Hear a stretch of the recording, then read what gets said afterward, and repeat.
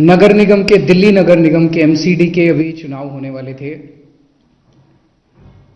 9 तारीख को जो दिल्ली चुनाव आयोग है, स्टेट इलेक्शन कमीशन है दिल्ली का, उन्होंने सुबह सुबह एक प्रेस इनविटेशन भेजा कि आज शाम को 5 बजे चुनाव आयोग एमसीडी के चुनावों की तारीख का ऐलान करेगा, डेट्स ऐलान करेगा, किस तारीख को नॉमिनेशन होगा, किस तारीख को विड्रॉ किया जा सकता है, चुनाव किस तारीख को होंगे। शाम को 5 बजे चुनावों का ऐलान होना था, तारीखों का ऐलान होना था। 4 बजे, उसके 1 घंटा पहले, केंद्र सरकार ने चुनाव आयोग को चिट्ठी लिखी कि हम दिल्ली के तीनों नगर निगमों को एक साथ एक नगर निगम बनाने जा रहे हैं, इसलिए आप ये चुनाव टाल दीजिए। 5 बजे चुनाव आयोग ने चुनावों, केंद्र सरकार के कहे के मुताबिक चुनाव टालने का ऐलान कर दिया। शायद भारत के इतिहास में पिछले 75 साल में आजादी के बाद से पहली बार ऐसा हुआ होगा कि केंद्र सरकार ने सीधे किसी राज्य के चुनाव आयोग को चिट्ठी लिख के चुनाव टालने के लिए कहा है। लोगों के अंदर बातचीत चल रही है कि 2-3 बातें चल रही हैं। 7 साल से 8 साल से केंद्र में भारतीय जनता पार्टी की सरकार है। 8 साल, अगर इनको तीनों एमसीडीज को एक साथ करना था, इकट्ठा करना था, 8 साल में इन्होंने क्यों नहीं किया?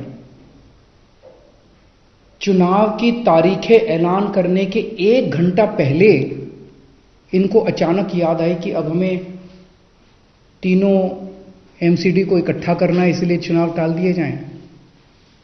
तो लोग कह रहे हैं कि एमसीडी को इकट्ठा करना, एक करना तो बहाना है, मकसद चुनाव टालने का था।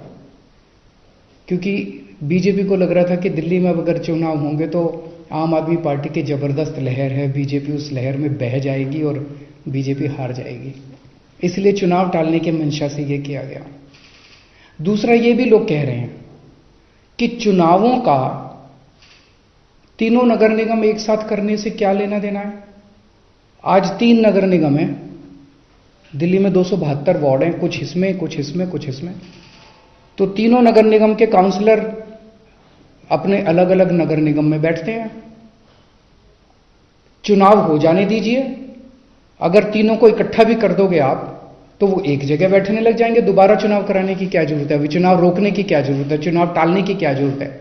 चुनाव करवाओ, नए काउंसलर आएंगे और नए काउंसलर जो भी आएंगे वो जब तक तीनों नगर निगम है तीनों में बैठ जाएंगे, एक नगर निगम होगा वो एक साथ आके बैठ जाएंगे।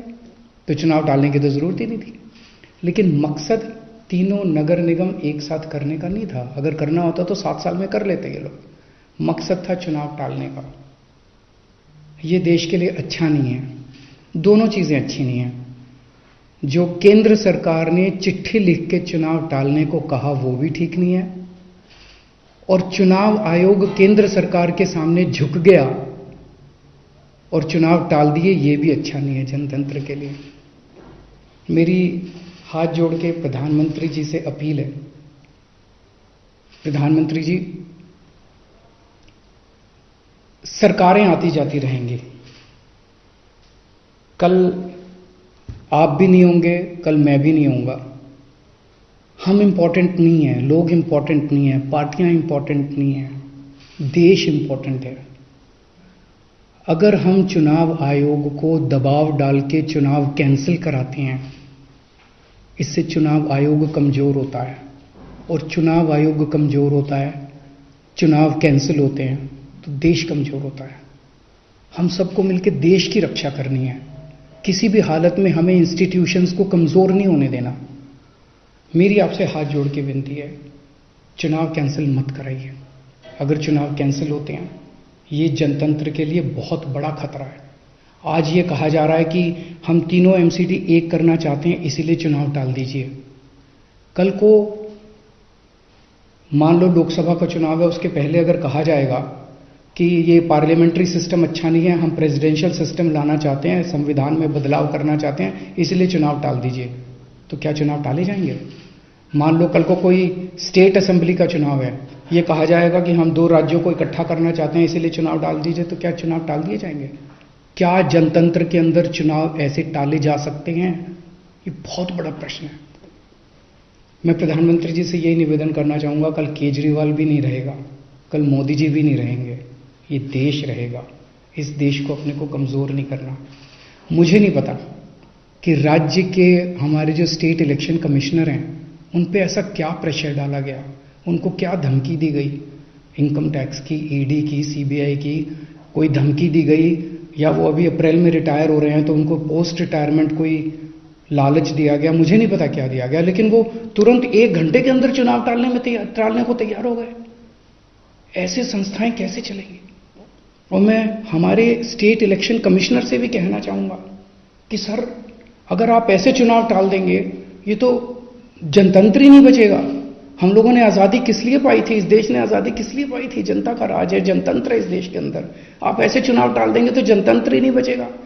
मुझे नहीं पता आपके ऊपर क्या प्रेशर डाला जा रहा है, मुझे नहीं पता आपको क्या धमकी दी जा रही है या क्या लालच दिया जा रहा है, लेकिन सर, जो भी आपको धमकी दी जा रही है, जो भी आपको लालच दिया जा रहा है, बाहर आके बता दीजिए देश को, सारी जनता को बता दीजिए।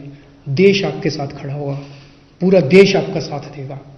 पर झुकिए मत सर, किसी के सामने मत झुकिए। देश की बात है, जनतंत्र की बात है। नमस्कार। एबीपी माझा, उघडा डोळे बघा नीट।